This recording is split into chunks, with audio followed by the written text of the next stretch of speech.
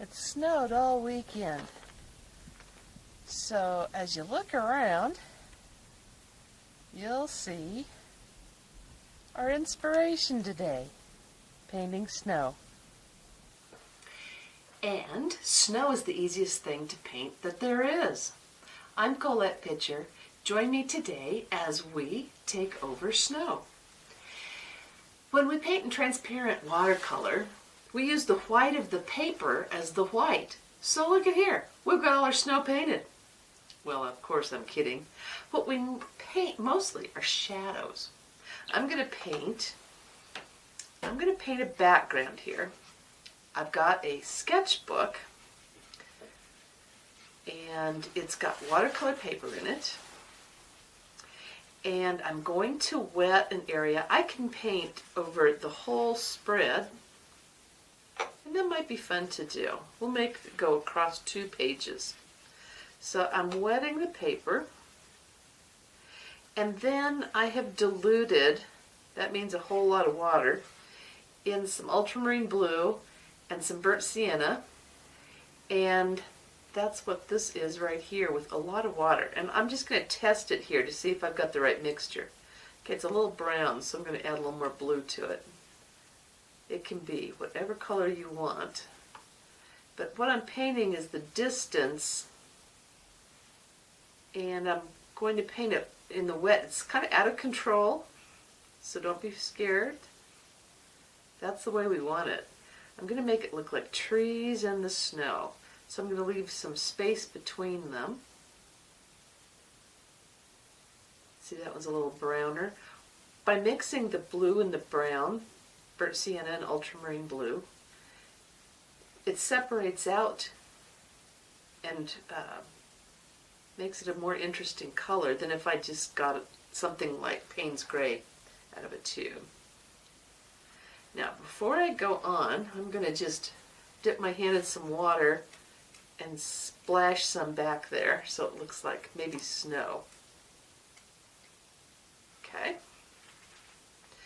And let's continue that. It's pretty wet, so I can take my time because I really wanted it to hold up a little bit more. The drier it gets, the less it will run. Like, see right there. It'll hold its shape more like a tree. I'm going to add some more blue to that. But there's so much water in this, when it dries it'll be paler and it will look like trees in the distance. That's what I want. So when you're painting trees, make sure they're different heights and different widths between them, different widths of the tree. Let's make this one go clear off the picture plane. There's a big one. Variety. We're always thinking of variety. All right.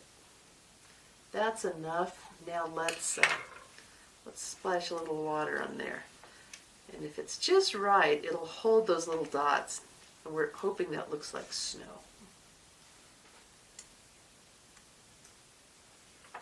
All righty. Now, I'm going to, I usually scrape in some, I'm just going to lift. This brush is damp, and then it rinsed out, and then I take the water out with this paper towel, and I touch, and it lifts the color off. So I'm going to lift out some areas that are going to be trees in front. We'll put some trees in front then. And I want an odd number. The Greeks and Romans decided a long time ago that odd numbers were more pleasing than even numbers. I don't know if I agree with them, but just in case, you know, we'll keep up with what the Greeks told us. There we go. So here's what I'm doing. I'm light in front of the dark areas. Then I'm going to go dip in here, and I'm going to make dark in front of the light areas. So here comes my tree down here. We'll work on him more later. Right now I'm just going to do a placeholder so I know where he is. And he's going to look like an aspen tree or a birch tree. So they have eyes and little imperfections that go down them like that. I'm going to put a little bit of a shadow down the center. Okay, well they're drying. I'm going to go build some shadows. Since our snow is all painted for us, being white of the paper, all we've got to do are provide some shadows. Yeah, I saw it drip there. It's okay, we'll turn that into snow. So I wet the paper first, and then I just floated in some pure ultramarine blue. And I'm letting that just be soft to provide a shadow right there in the edge. Okay, let's do that again over here. Wet the area first, and if your watercolor goes to the edge of where you've painted, makes a hard, sharp line, that's not what we want. We want a nice, soft shadow. You could put a little bit of an eraser or something under this so that gravity will help you keep that watercolor from going all the way up to the edge of the line. We want that to be a nice soft edge. We don't want it to travel all the way to the edge of the water and make a sharp edge. See, that looks like snow. Now you can do this wherever you want hills and valleys. So let's just make a hill of snow there. So what I'm doing, putting some water in, and then I'm going to float some ultramarine blue into that water and let it be soft in the top and sharp, hard to define that hill. That's how you make the hills of snow.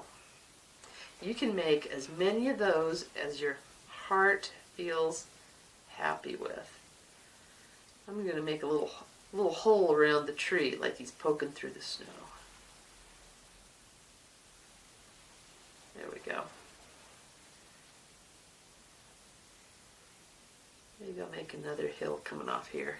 You can put your color on and soften it later, or you can put the water on first and soften it second. Add the paint second. So here we go. We'll add the paint second this time. Just soften that up so it looks like another hill or valley. One more, then we'll let it dry. By having the shapes overlap each other, it helps create the illusion of distance. So here we go. One more. Okay, there's my sharp side. Then I can just help that be soft. And where I went over that tree, look, it erases easy. No worries. No worries at all. Okay? If it goes behind a tree, it has to come out on the other side. Like right there. Let's make it come out on the other side so it looks like it's giving us a little hill or valley. Have as much fun making shapes in your snow as you want. I'm going to let this dry and we'll come back and do one more thing in just a bit.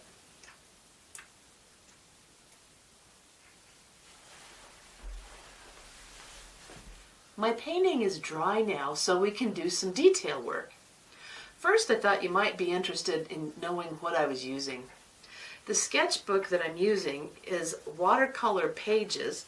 It's made by Stillman and Byrne, and it's the Beta series. Works really great. They're hand-stitched, beautiful books.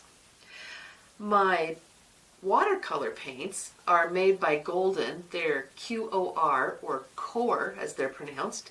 Core watercolor, really bright and vibrant, love them.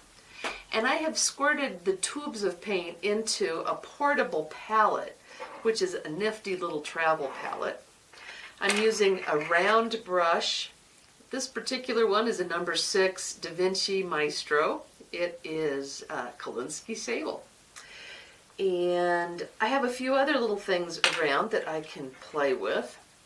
This little piece of broken plastic is going to do the trick for us. I'm going to dip it in the blue and the brown. Usually I use a cut-up credit card, but I didn't have mine with me today, so any little piece of plastic would do. If my brush had a chiseled end, I would use that, but it doesn't. So I'm going to just quickly scrape this broken plastic across, and it's going to, this is really tiny, it's going to make a little haphazard birch tree pattern for me. Make it look like I spent hours painting. Sometimes I use a little piece of wood or something for this. A number of things can do it for you. I'm not sure what this broken plastic is from. I think it's from a window blind or something. It's nothing extravagant. Just something I found on the floor here. See, you don't have to vacuum. You can make tools out of those things on the floor. Okay, there are some details in my tree. I also only have this one brush with me because I'm using my Paint Outdoor packet. I don't have a lot of things with me. So I'm going to try to make some branches, and I'm using the dark color, and I'm just using a very light pressure, and I'm going to use a little more. I'm going to add just a little more color so that it's not my diluted version. My diluted version for the fog in the background. And you can make it bluer or browner. I'm using my same two colors, ultramarine blue, you can see the blue there, and burnt sienna. This color up here, it's a little redder, is a quinacridone gold. If you're making branches, the only thing that's really important is they get smaller as they go up. A rigger brush should make my job even easier, but like I said, I only have this one brush, so we'll use it.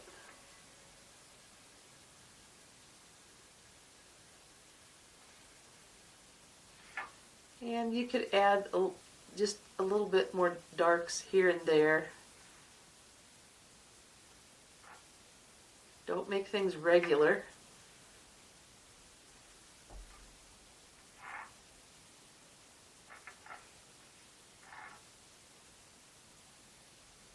You can have all kinds of fun and do this as much as you want.